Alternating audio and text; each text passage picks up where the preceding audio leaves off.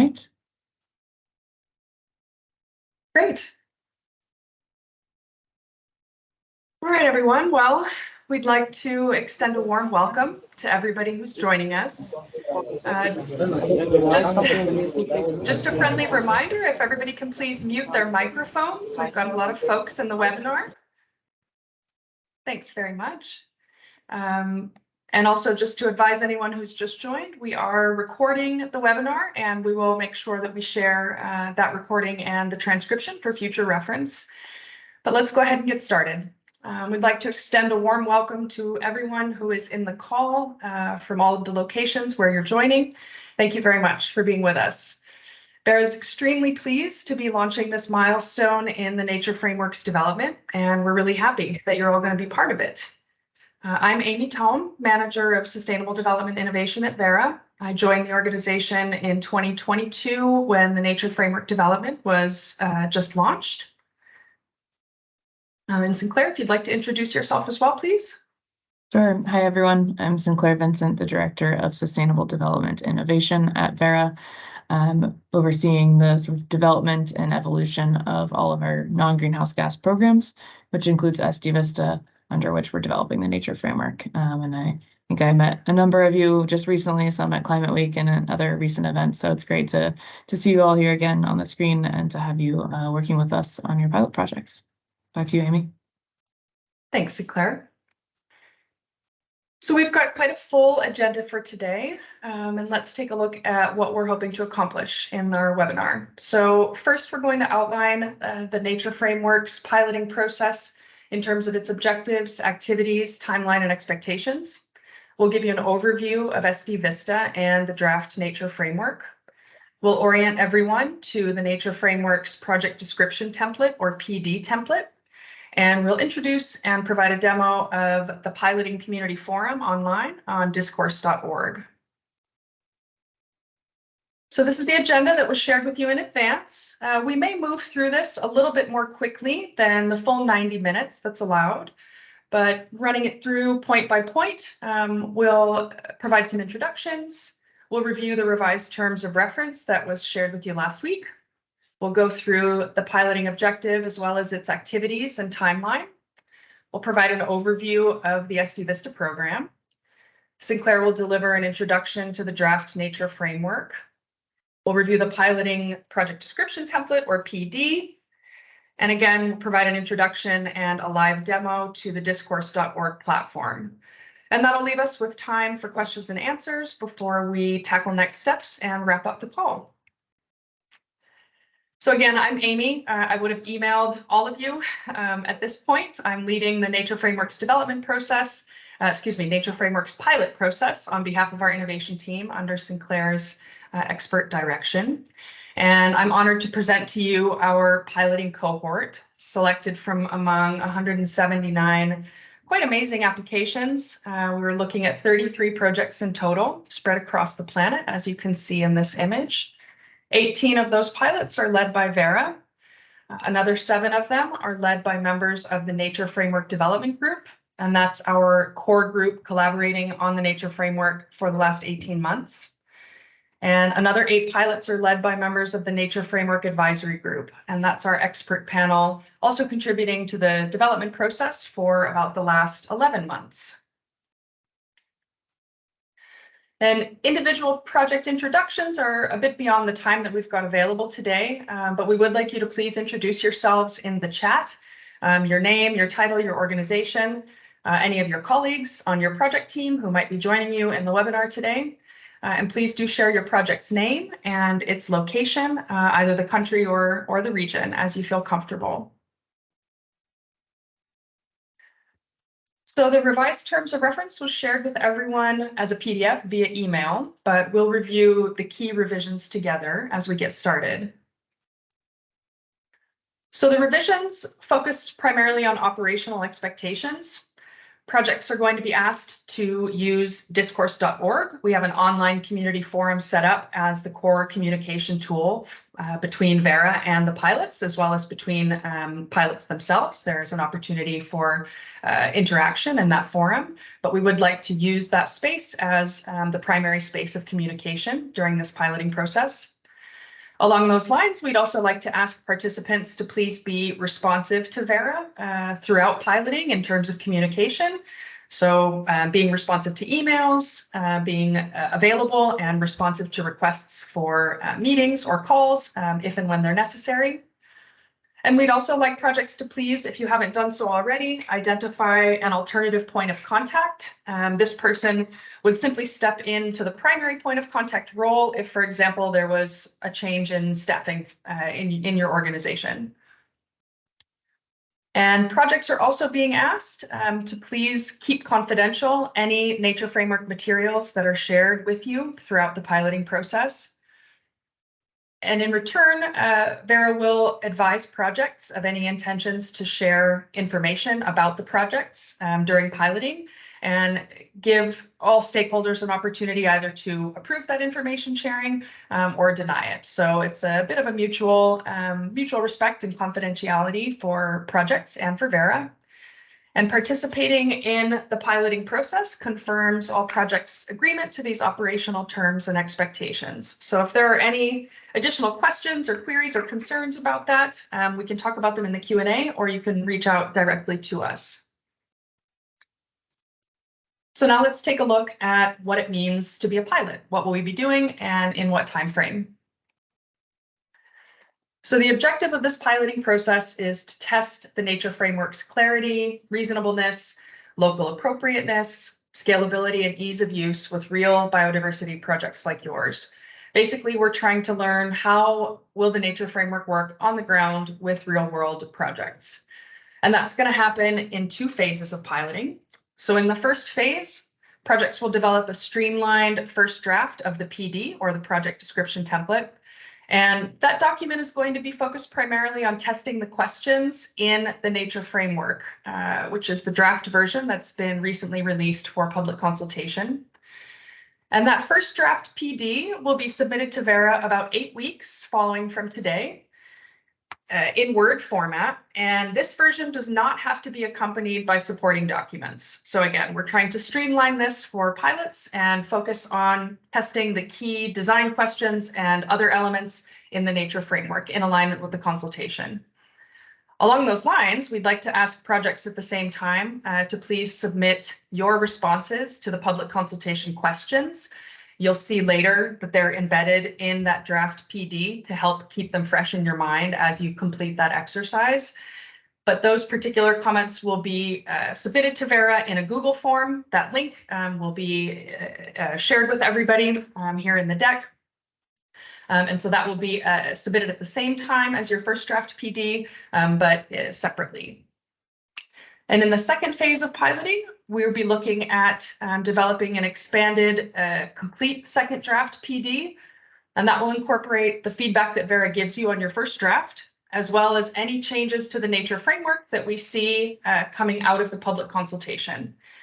And we haven't confirmed an exact date of when that second draft will be expected to be submitted, but we're looking at early in the second quarter of 2024. And for that iteration, supporting documents will be required for that PD.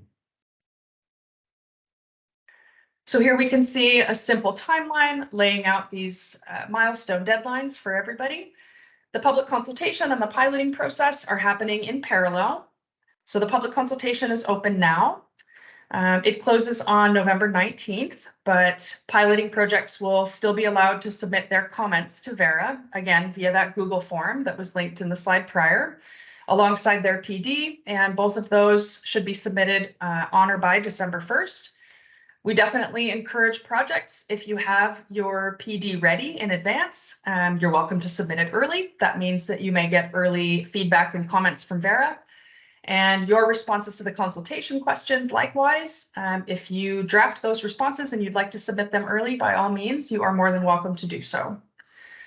In late January, Vera will finalize responses to all of the consultation comments received from the general public. And at the same time, we will provide feedback to all pilot projects, as well as a new template for the PD that will be revised in alignment with changes to the nature framework coming out of the consultation. And That second draft PD with its supporting documents should be submitted to Vera at some point in the second quarter. We've ended the timeline here in April, but again, that date is to be confirmed. So now let's have a quick overview of the SD VISta program, which is the overarching program under which the Nature Framework sits. So the Sustainable Development Verified Impact Standard, or SD VISta program, is one of Vera's suite of programs. Of course, many of you would already know the Verified Carbon Standard, and perhaps you may already have interaction with CCB, or the Climate, Community, and Biodiversity Standards. But SD VISta is one of Vera's newest programs, launched in January of 2019. So the SD VISta program is a flexible standard for certifying real-world benefits of social and environmental projects, and it's linked to the Sustainable Development Goals. SD VISta advances the achievement of the SDGs by driving finance to projects that demonstrate sustainable development benefits. And projects can be certified to make sustainable development claims or apply labels, for example, labeling to verified carbon units, or VCUs.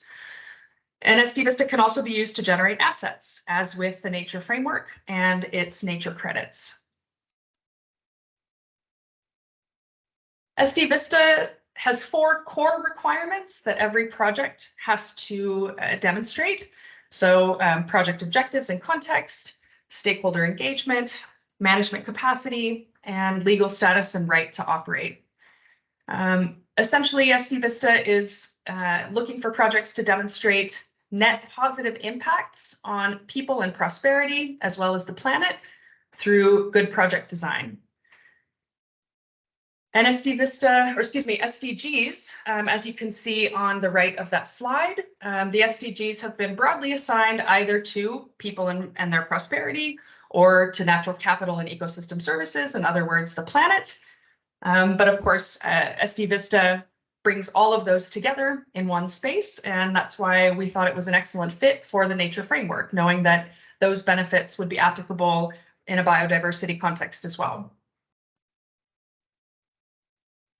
And here we see a visual representation of the project cycle for SD VISta, from concept and initial project development to registration, validation and verification, through to credit issuance.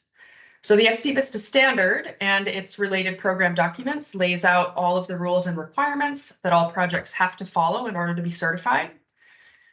SD VISta projects are subject to independent third-party assessment in order to ensure that the rules and requirements of the standard are met.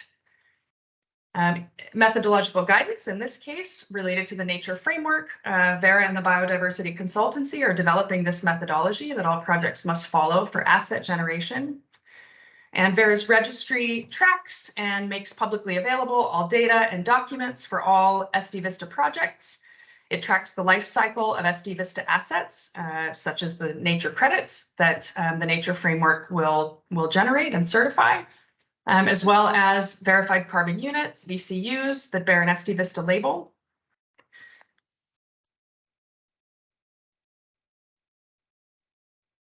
And so underneath the overarching umbrella of the SD VISta program sits the Nature Framework. And before I hand over to Sinclair, we'll just let you know that this presentation of the Nature Framework is not exhaustive, simply due to the amount of material that we're going to cover today. So pilot projects are really strongly recommended to attend the Nature Framework's public consultation webinar, which is happening next week on October 10th. So I'll hand over now to Sinclair. Great. So yeah, I'm going to give you kind of a high level and quick overview of the Nature Framework. And like Amy said, we'll go into it in a little bit more detail next week, but this should give you also a pretty good idea of the key sections that are in there, and those will correspond to what you'll see in the project description that Amy will talk about in just a bit. But so starting with our objective, what is Vera's objective for the Nature Framework? And that is to certify and incentivize widespread investment in measurable positive biodiversity outcomes benefiting nature and people. And according to the Nature Framework, a positive biodiversity outcome is defined as an increase in the amount or quality of biodiversity relative to a baseline that results from the effective management of conservation and restoration projects. So all of those activities that you all are implementing and the outcomes that they generate. So if you jump to the next slide, Amy kind of described how SD VISta and Nature Framework work together. But just to be clear, all projects that seek SD VISta certification have to follow the rules and requirements in that program, specifically in the SD VISta standard and in the program guide. Those are the two key documents, as well as the templates that we've developed for projects and the auditors working in that program. And then projects that are seeking to generate nature credits have to also follow the requirements in the nature framework and in the ecosystem or biome specific modules that we plan to develop over time for different, we haven't decided yet exactly if they'll be at the ecosystem or biome level, but those would be kind of complementary rules and oftentimes guidance that's kind of sits inside the nature framework. So that's what you see in the middle of this circle here is kind of all the rules and requirements that projects have to follow to use SD VISta and the nature framework to generate nature credits.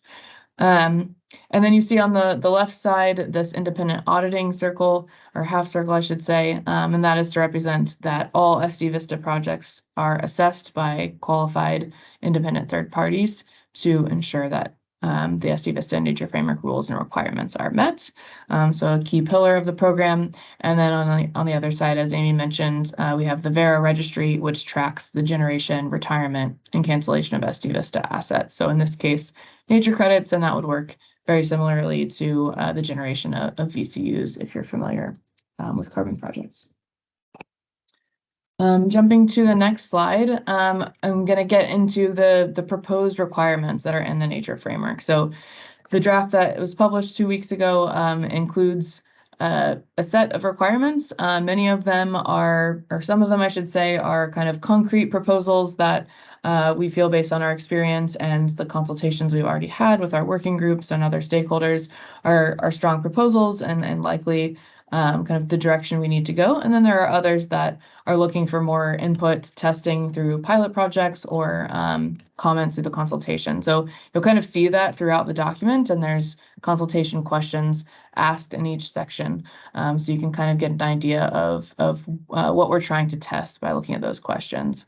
But nonetheless, I want to give you an idea of what those key requirements are. And again, we'll go through them in a little bit more detail next week in the webinar. For all stakeholders. So first is the project start date. So that's basically just that the project has to begin by a certain time. So in this case, we're proposing the start date is on or after January 2019, and that validation is completed within 5 years of this date. For the crediting period, again, these are concepts that are familiar to you if you've used any of our programs, but the project crediting period is essentially that time period during which the project's biodiversity outcomes are actually eligible for issuance as nature credits. So we're proposing that the crediting period be at least 20 years and up to 100 years. So in other words, you could renew that crediting period up to 4 times. And you would need to, of course, have a credible and robust plan for managing and implementing the project over that time period. And then we've also proposed that projects must verify their biodiversity outcomes at least every 5 years. But of course, you could choose to verify more frequently if you want to. So then the next one is project boundary. So that's kind of walks you through providing information about the spatial boundaries of your project and the activities, those geographic coordinates, and kind of identification of the project area, but also the different impacts that are being generated in the project. And this could be positive or negative. There could be some side effects of projects. And the way SD VISta handles this is by using a causal chain.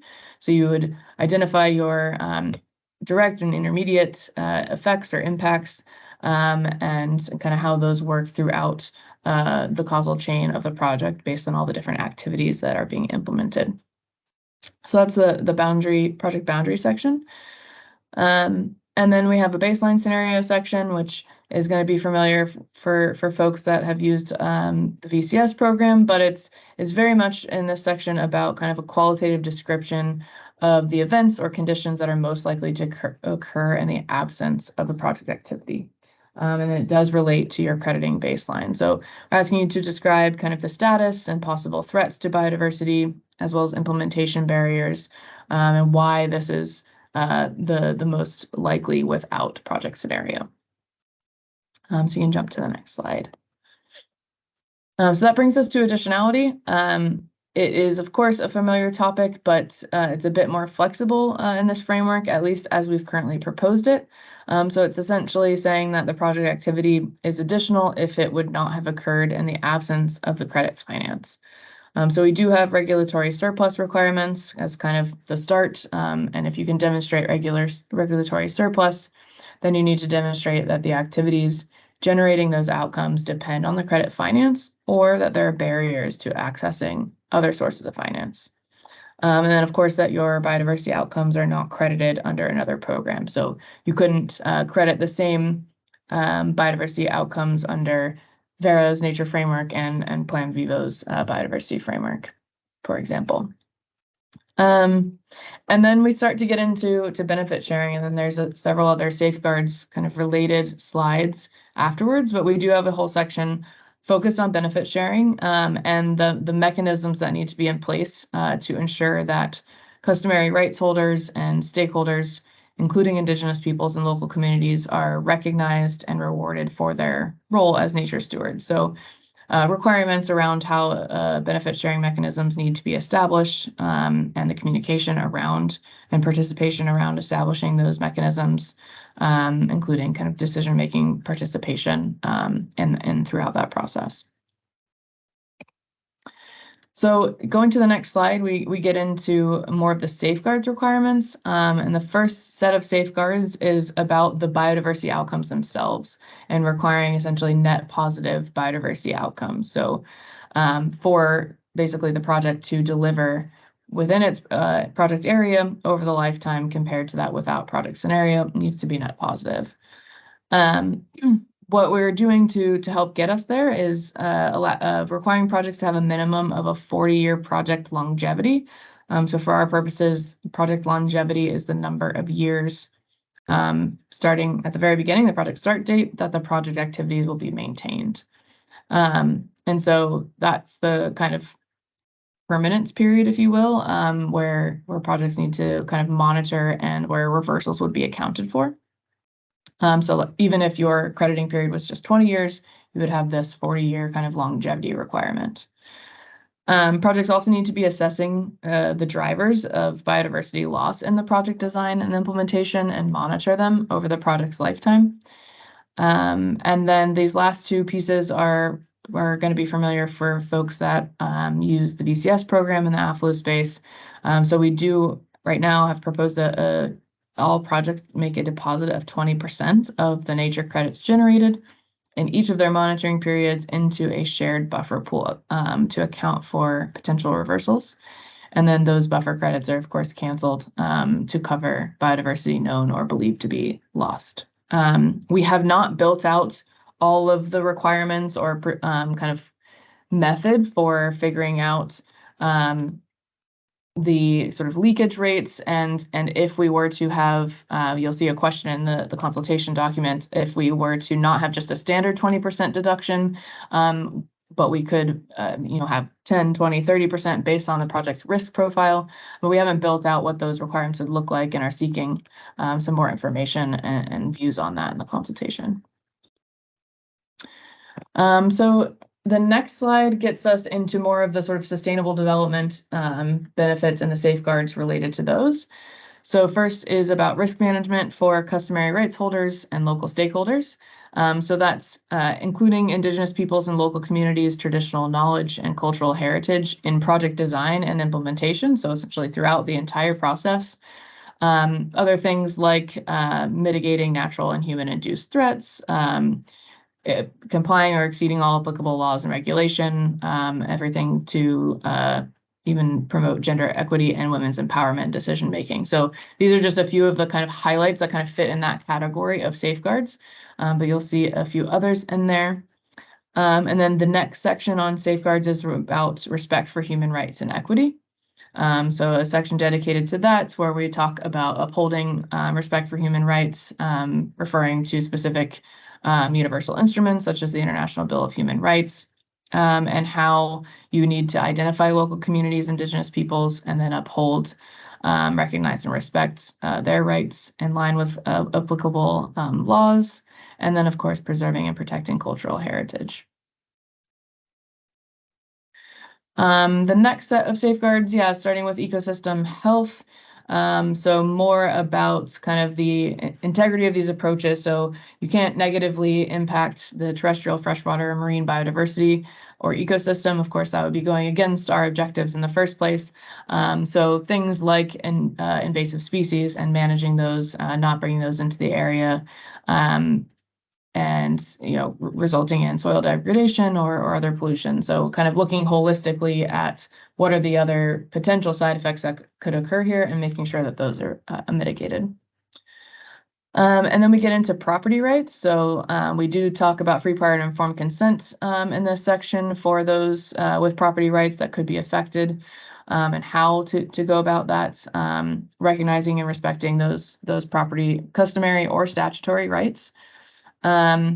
And where appropriate to help secure statutory rights for traditional communities. And this is something we do hope to test in the consultation, as well as with all of you through your projects of trying to understand what where appropriate means, so that we can build that out a bit more.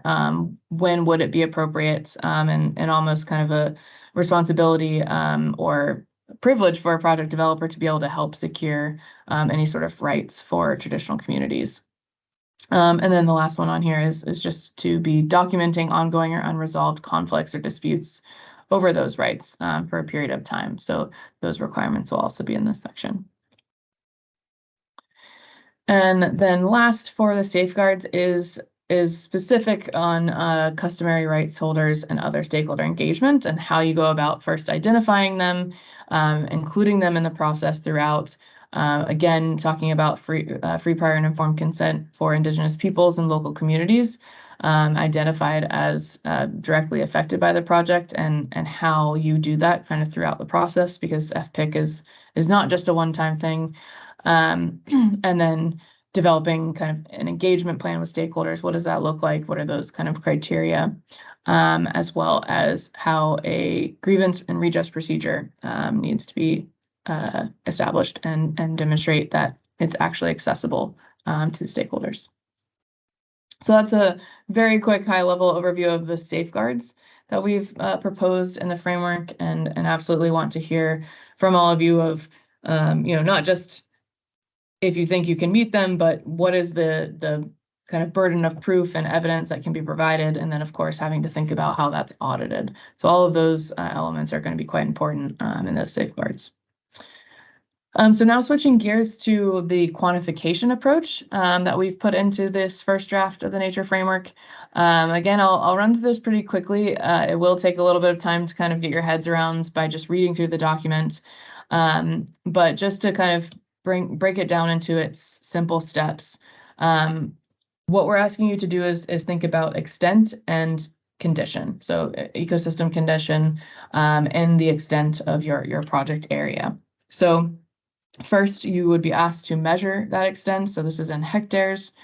And you would do this for each ecosystem type. So anywhere you see the asterisk on these graphics means that you need to do that step for each ecosystem type that's in your project area. So you first measure the extent, and then you need to select appropriate condition indicators. And we do have requirements that we've proposed in the framework that say, essentially prescribe the number of indicator types that each project needs to be tracking for each ecosystem. So for example, whether you need to track or monitor 2 or 3 structure and composition indicators each, and then kind of bring those together in a composite score. So either way, what we've done is prescribe the number of indicators, and you have to then select the indicators that are appropriate to your area and ecosystem.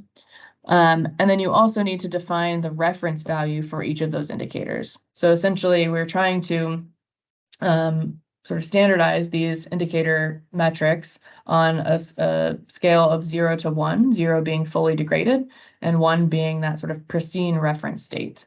And we've listed some sources for where you could, or how you could define that reference value for each of your condition indicators. But then that brings you into kind of the right side. Oops, I think we lost the slides for a second. There you go. So that brings you to the right side, where you're talking about actually calculating your condition at project start, or what we talk about as condition adjusted area at year 0. So you would measure your condition indicators, all of those that you selected as appropriate, and then standardize each of those indicators by its reference value, so on that 0 to 1 scale. And then you combine those indicators into an overall estimate of condition in your project area. And if you multiply that by extent, then you get your condition adjusted area in quality hectares, is the term that we're using. So jumping to the next slide, you would take that output of condition adjusted area, so summed across your ecosystem types. And from there, you need to essentially figure out your crediting baseline, or determine the eco-regional projected trend for ecosystem loss. And so this is a part in the framework we have where we haven't fully developed the actual kind of data set or maps that you would use to actually determine what your eco-regional baseline would be. But I'll explain the concept briefly here. And it's pulling from what we are doing in our updated RED methodology of setting jurisdictional baselines. So essentially, Vera would be working with third parties in the biodiversity consultancy to gather data and run them on a code that already exists from a couple different academics to essentially set eco-regional baselines around the world. And then within each of those eco-regions, we would allocate risk based on known pressures or threats.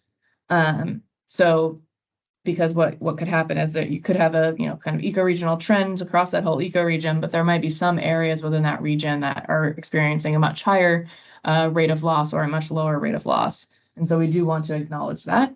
But overall, we want to make sure that we're not assuming that there's way more biodiversity than is in the entire ecoregion, which is a risk of having projects do project by project baseline setting.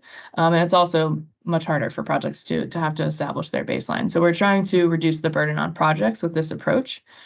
But essentially, project would be asked to calculate the expected trend in their project condition, adjusted area in the absence of the project intervention based on locally allocated ecoregional baseline trends. And then from there, you would be actually calculating through monitoring the condition adjusted area at each sort of monitoring period. So you would assess the change in extent and condition for each ecosystem type during project implementation and sum across all of those ecosystems. So to do that, you would repeat the steps that were on that previous slide of actually monitoring and then monitoring each of those indicators and then putting on that scale from 0 to 1. And then lastly, on quantification, you need to figure out your net biodiversity impacts. So what you do is determine the biodiversity impacts, which are equal to the difference between your project impacts and the crediting baseline summed across the ecosystem types, and then you subtract out leakage. And as I mentioned earlier, we haven't kind of fully fleshed out how leakage would be determined. It's quite simple and high level at the moment. So again, something for us to be testing, but the idea is for you to subtract out the possible leakage. And then you'd calculate your shared buffer account contribution, and you then figure out your number of nature credits generated by deducting the buffer contribution from the biodiversity impacts. So that is where you get your nature credits. So I hope it's simple enough, but it's certainly not as simple as I just made it sound in these 3 slides. But that's what we'll be working with all of you on over the next few weeks to figure out and kind of break down in the context of your projects. So the last kind of technical element that you'd be asked to do in the framework is to think about your biodiversity significance. And so for the purposes of our framework, significance is defined as the importance of biodiversity in the project area for contributing to a few specific global biodiversity framework targets. So essentially, significance is included as like an attribute layer for projects that reflect the project's potential contribution to 4 GBF targets. There you go. I lost the slides again for a second. So that means significance attributes could differ according to the global biodiversity framework target that's under consideration. So for example, here on the screen, we have target 1, which is about kind of halting the loss of ecosystems of high ecological integrity. And so the project contribution would be something like preserving highly intact ecosystems. So that would be very relevant for a project that's more focused on avoided loss or conservation, whereas target 2 is about effective restoration of degraded ecosystems and really restoring those ecosystems. And so that's going to be more relevant for restoration-focused projects. And so if you are clearly one or the other, you don't have to report on both of those targets, just the relevant one. But many projects are combined activities or combined outcomes, and so you would essentially report using what we have. We have simple maps where we would essentially assign tiers based on 20th percentile thresholds of these quantitative indicators that tell you kind of where you stand against these 4 targets. And all projects would report on targets 3 and 4. The idea here is really to kind of have like a dashboard, at the front of project documents that shows, what is this project focused on? It's not to say that if you are scoring lower on one of these, it's bad. It's just to say what is the priority or the focus of your project and its activities. So that will be, I think, an interesting thing to test out and something that's different than what we've seen in other frameworks out there that we think can help the demand side of buyers really target their investment where their interest is, whether it's conservation, restoration, more threatened species, or whatever it may be. And then I think just the last slide that I have on sort of the overview of the framework is about the relationship between Vera's nature and carbon credits. And I think this is a conversation that's going on out beyond Vera and the nature framework, but in the broader biodiversity credit market, which is great because I think we'll all kind of need to learn and feel this out together. But for now, the nature framework is being built to enable the stacking of nature and carbon credits, and a number of your projects are either existing VCS projects or plan to be VCS projects. And just so that we're all clear, stacking is the ability of a project to essentially issue both carbon and biodiversity units using the respective rules and requirements, as long as we're not double counting benefits, and then selling those separately, as opposed to bundling, which requires both of those units to be sold sort of as a package, as one unit together. There is a question in the consultation document about if we do allow stacking, should we discount the number of nature credits generated based on the structure indicators of projects, because those be the most likely kind of overlap with forest cover or where the carbon metrics come from.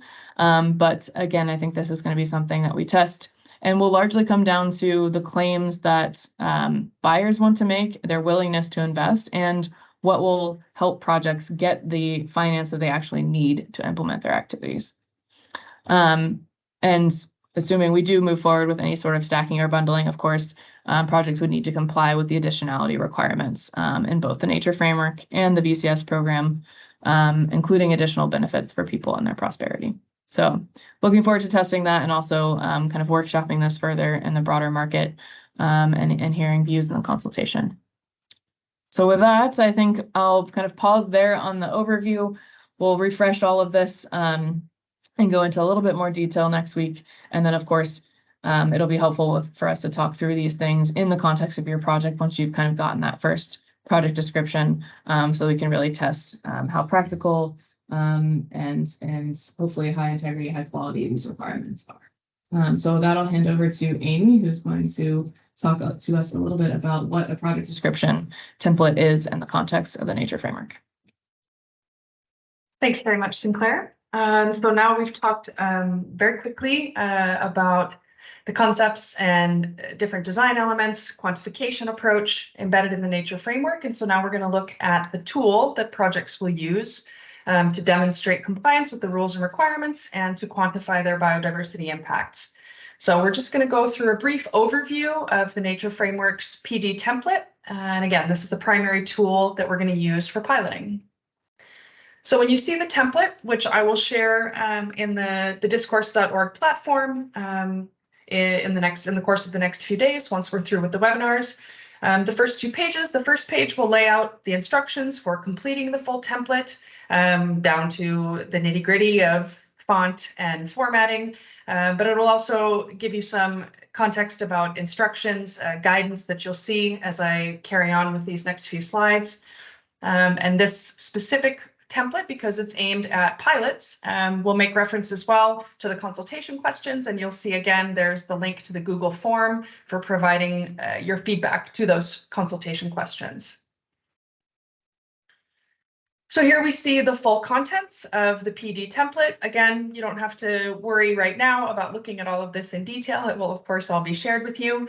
But just to give you an overview of what the template contains, Section 1 is exactly that, an overview of your project design and the details so that a reader would be able to work through those 10 sections and walk away with a very solid understanding of what you're doing, why, how, etc.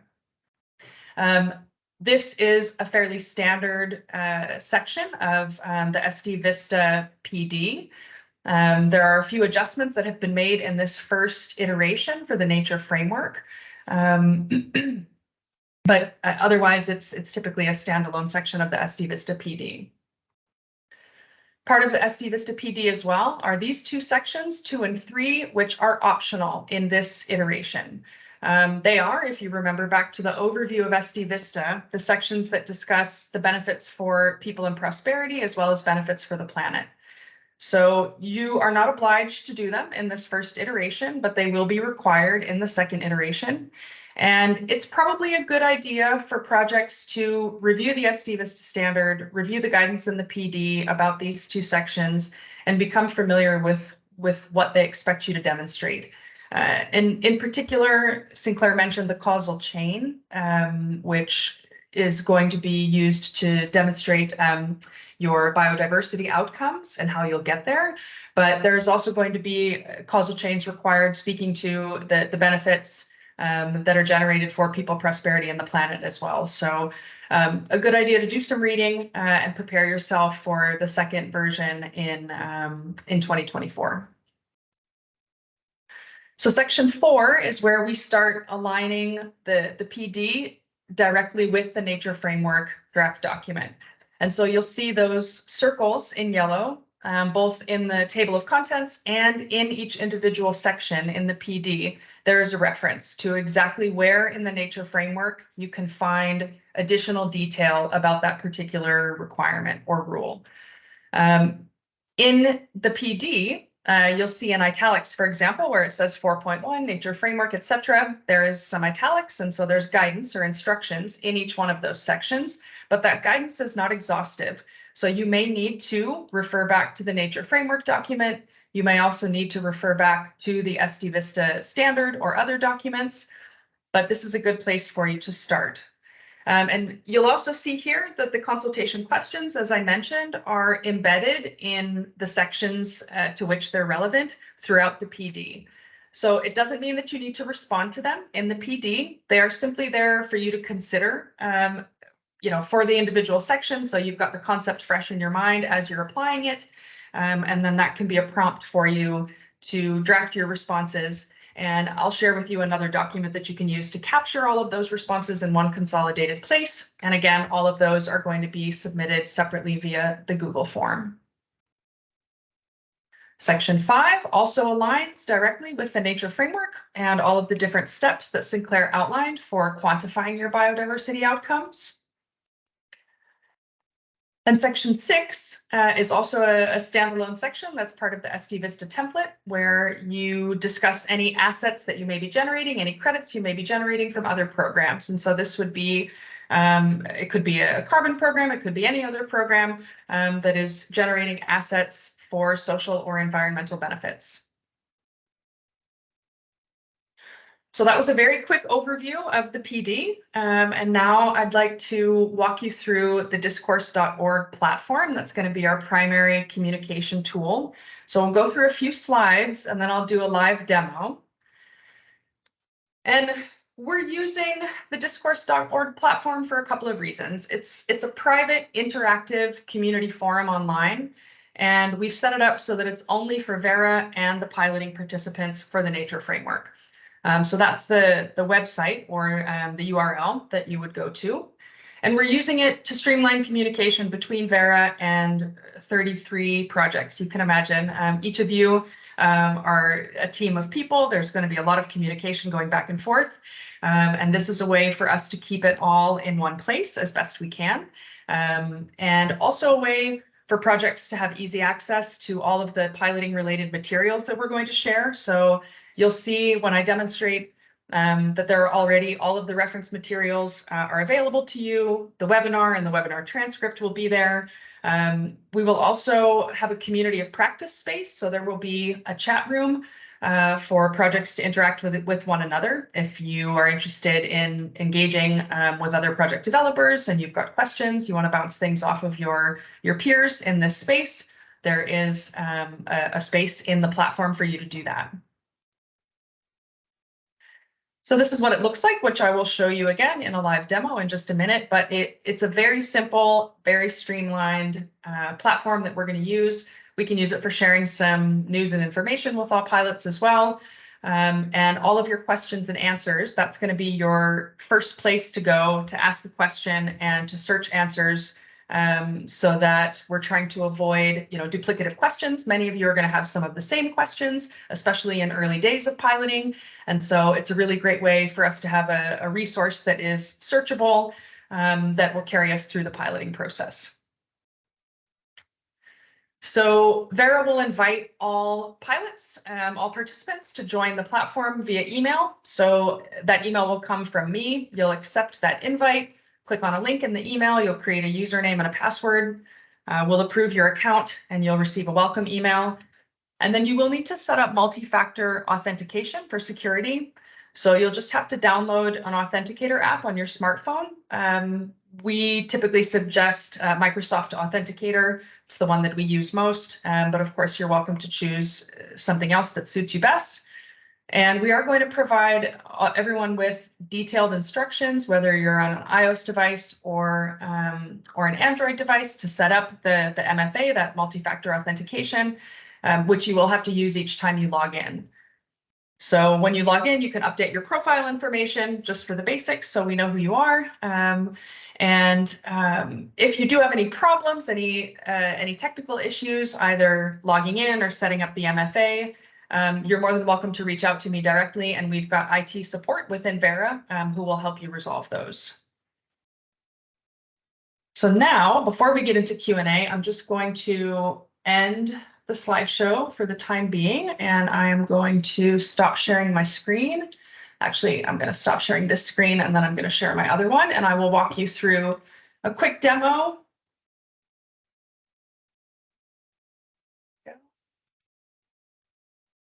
All right, so when you get the welcome email, you'll click through to the link, and this is where you're going to go. You log in.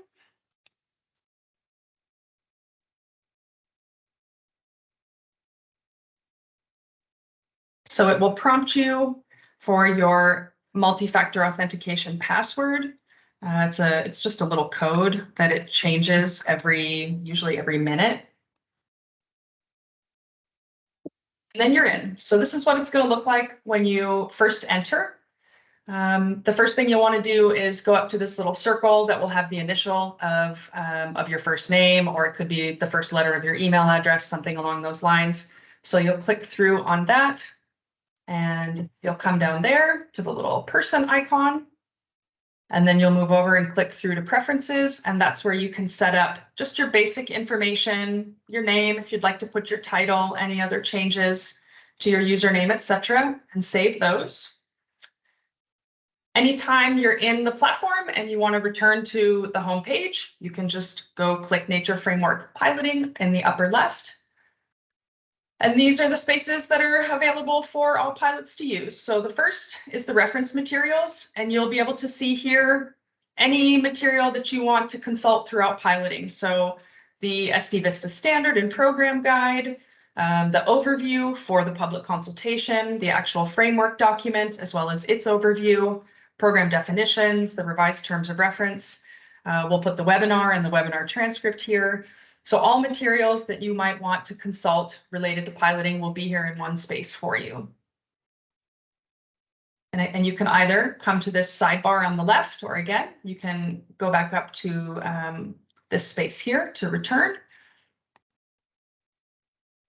So the piloting question and answer, I'll show you how this works.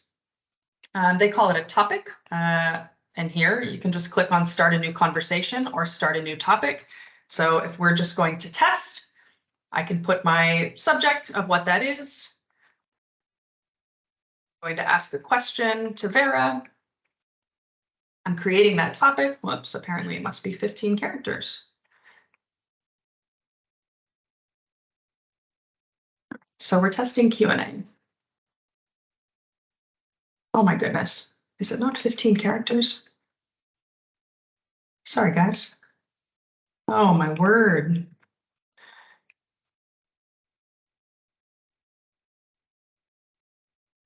Okay, there we go. I've learned something about the platform right now. And so the question is there.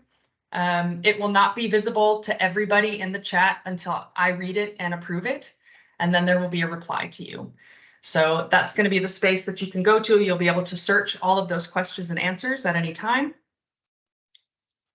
There will be a chat room space again for posting questions, comments, any sort of interaction you'd like to have with other projects.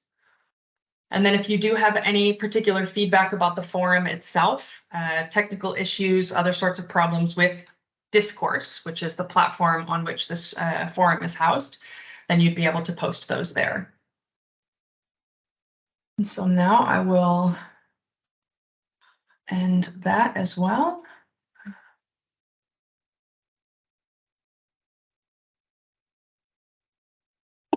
All right, so now we're at the Q&A portion. Thanks very much for patiently sitting through all of this information. It was a lot to digest. So now I think we can open the floor. We've got quite a large group, but we also are doing pretty good on time. So the floor is now open for Q&A.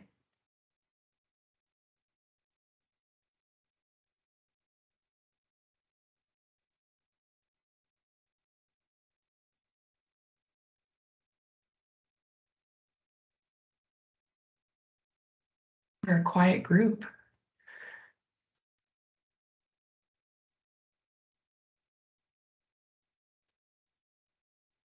Yeah, so there's a question of, will the slide deck be shared? Yes, it will, as will a recording and a slide deck for the webinar that's going to be next week for just kind of the general consultation, general stakeholders. Those will all be shared.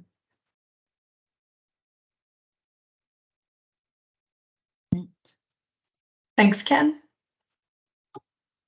And I'm sure there'll be many more questions when you actually get started with your projects and get to reading the nature framework. I don't blame you for not having time to read the 80 pages in the last 2 weeks with also lots of events going on. But I'm sure there'll be questions that come up. I see a couple of folks typing, so we'll see if there's any questions coming in.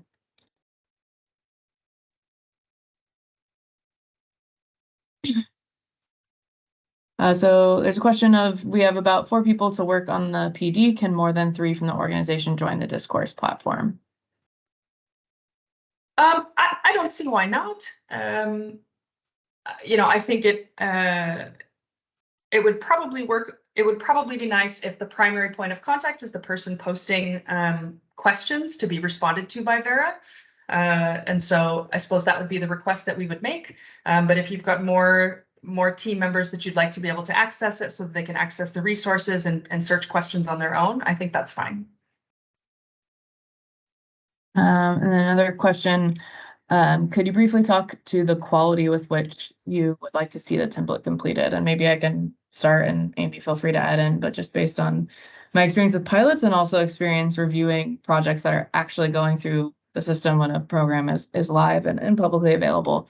It's a great question. So I do want to emphasize that at the biggest benefit to all of you for joining this process is, of course, to help shape the framework and make it workable for you, but also to allow you to be ready in theory as soon as the framework is actually published next year for use, to be able to make any kind of last minute modifications to your documentation based on anything that changes between the second draft and the first official draft, and be able to submit your documentation soon thereafter the framework is launched officially.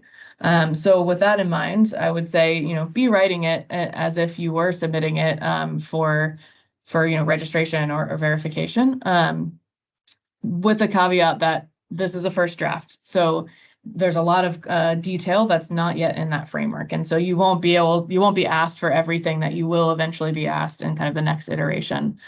So you're not going to have to go to kind of the nth degree of providing a lot of data and support at this stage for some of the requirements, at least. So I would say focus on getting the kind of the key information in there in a readable, user-friendly, digestible manner, and really helping us test the requirements. Because if you're just kind of doing it to tick the box and fill it in, you might kind of miss the part that it's not actually workable on the ground. So that's really what we're testing. And as long as it's kind of written in a way that is easy to understand, then I think we'll get to all of our objectives. Thanks for that, Sinclair. Jill also posted a question saying, for the condition indicators, I imagine that under the top level indicators, for example, species abundance, we then need to craft project-specific metrics, and that the proposal and acceptance of those is part of this pilot process. And I think that kind of goes back to what Sinclair was saying, that yes, projects will need to select their indicators and propose metrics that align with those indicators that will allow them to measure what's being asked. And there will be review of that, but out the gate for this first iteration, we expect that to be a process that will be refined in the second version. And so, yeah, I would say it's part of the pilot process, but we don't expect everybody to get it perfectly in the first version. Yeah, and I mean, eventually those indicators and their appropriateness, should be justified by the project proponent or developer, and that would be part of the validation of the project, right? And so, it wouldn't make sense to be tracking certain indicators if that species doesn't even exist in the project area, for example, or never would in that ecosystem. So I would say just, make sure you're focusing on what is actually appropriate for your project area. And then it will be helpful to us if you say, well, you've asked us to track 3 of these types of indicators, and it's really hard to get that third one based on, cost or whatever it may be. That's the kind of stuff that we'll also want to hear, so we understand, what is the financial burden of having to monitor certain indicators or a certain number of indicators.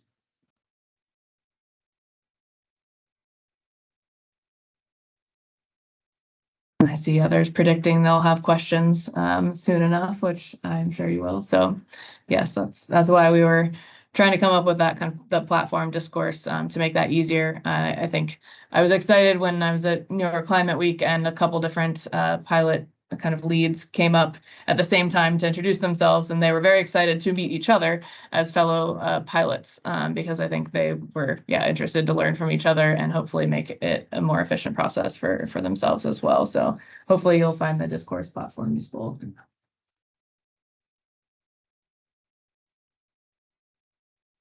Any other questions?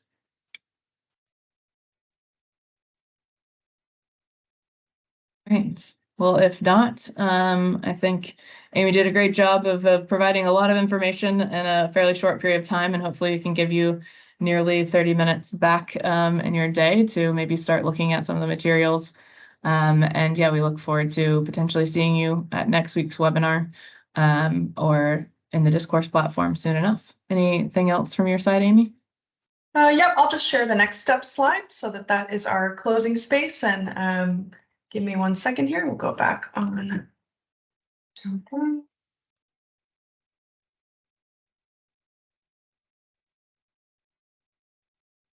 Okay. So projects should please activate your discourse.org login, set up your user account when you receive that invite and instructions. And we will upload the remaining resources, again, including all the webinar materials, the piloting PD template, etc., to that references library. Please do post all your questions in the Q&A category of discourse. We'll be responding to them on a daily basis. Those of you who are Nature Framework Development Group and Advisory Group pilots, please do engage your respective member who is leading your pilot for support before you contact Vera. Yes, as Sinclair's mentioned, and we've emphasized a few times, please do attend that public consultation webinar that's happening next week. There's a registration link. You can also find it on Vera's website. And in addition to all of the interaction that we'll have in the community forum online, we will reach out to projects for status updates and calls starting in late October to early November. So we'll give you a few weeks to get into that PD. And we know that there will be lots of questions and queries to engage around. And so we're going to be here to support you through that. And so with that, I think There's just one last question, Amy. When can they expect the email for activation of the discourse platform? That will go out tomorrow. Great. Yeah, so you guys will be all set. Reach out if you have any problems with that. I can connect you with IT, and we're here to support you in the background to make sure that we can get you up and functional in the platform as quickly as possible. All right, if there's no other questions, yeah, then thank you so much. We look forward to working with all of you in the months ahead, and we wish you the rest of your day, night, afternoon, evening. Enjoy. Thanks very much for your time. Thanks, everyone. Thanks, Amy. Bye. Bye-bye. Thank you. Bye.